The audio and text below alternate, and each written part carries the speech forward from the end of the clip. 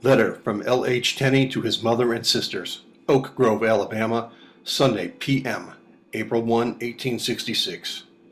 My dear mother and friends, I wonder if nearly the same thoughts are not in your mind this P.M. which are in mine. The sun is just about as low now at 6 o'clock as it was a year ago when our noble boy Theodore fell in the thickest of the fight, face towards the enemy, there in the pine woods at Five Forks. How vividly everything of that sad and yet memorable day comes up to me. March 31st was a hard day for us. The enemy had driven our cavalry, save one division, from Five Forks nearly back to Dinwiddie Courthouse. Our division was sent for. It was behind, hard at work getting the train through the mud, and went forward at a trot. As we neared the courthouse and heard the volleys of musketry, the cheers of the rebels, and saw our men falling back, many straggling, we knew that there was work ahead. How quiet our boys were during the few minutes while we were regaining our organizations. Soon we went forward at a gallop. A half a mile at this pace, and we came to Custer's and Sheridan's colors near an unsupported battery and in sight of the rebel line. Advancing across a small valley before us, our regiment in advance, we dismounted, formed line by battalions, and on double quick started forward in less time, I believe, than I have been in telling it.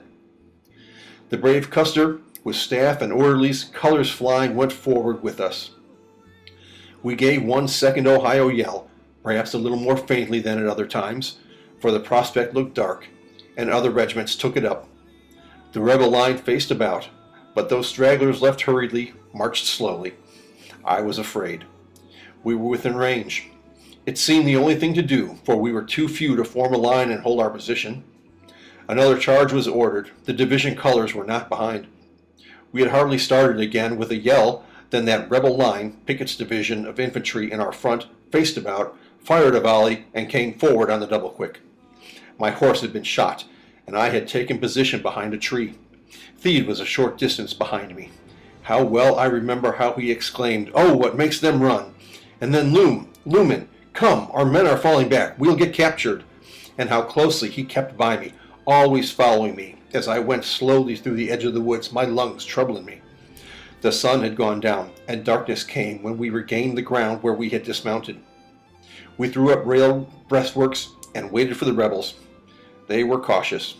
Advanced skirmishers found our position and fell back to camp in sight of us. Volunteers were called for, or rather, the best men, to a certain number, were sent out as scouts to learn the whereabouts and whatabouts of the enemy. Theed was among the number. Without supper or sleep, we waited the dawn of the day. Quite a number of our boys had fallen, among them Captain Newton. We talked about our casualties and the narrow escape of many, and wondered what the morrow would bring. We felt that the fighting was to be decisive, but knew not whether one day would bring victory.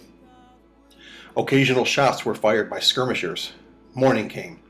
The scouts reported that the enemy had commenced falling back just before day. Sheridan came out with his colors. Our horses were brought up, and we marched forward. After going a mile, firing commenced on our flank. We countermarched, dismounted, formed line, and advanced again, driving cavalry before us. We had missed breakfast, and the boys were weighed down with ammunition, so they left their haversacks upon their horses. Theodore looked pale and tired, said his bowels were troubling him. It was afternoon before we reached the enemy's position at Five Forks. We attacked and were repulsed. A gap between the cavalry and infantry was discovered, so that 2 hours were spent moving to the right and then to the left, in front of and in range of the enemy's works. Here, weak, faint, and hungry, we threw up sufficient works of logs, etc., to cover our bodies when lying down. Theed and I were together. He got some crumbs of crackers from my saddle. It was now 4 o'clock when the bugle sounded the charge, and the boys, forgetting their weariness, jumped up and vied with each other in advancing to within a few rods of the works, dark with clouds of smoke and belching guns. How grim and savage and hateful everything looked in our front. You remember well the rest. The next charge, the bravery of the boy, his fall, his devotion to duty, certainty of death, remembrance of his sins, and faith for their forgiveness through Christ, the kind messages to Ma, and then his falling so peacefully to sleep. I never can forget the firm but pleasant look upon his countenance as he lay among the groaning, dying, and dead at the hospital. Then his burial.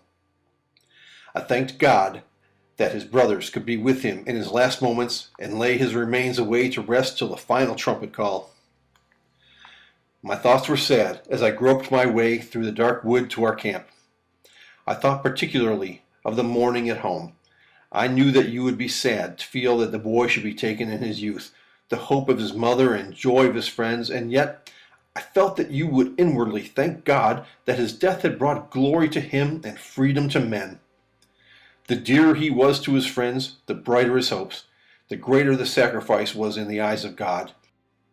We ought to feel, I do, that we have a living interest in this great good, accomplished and sealed by the blood of our dearest friends, and we certainly have reason to trust that Theodore's inheritance is in heaven, drawing us thither. Lumen H. Tenney.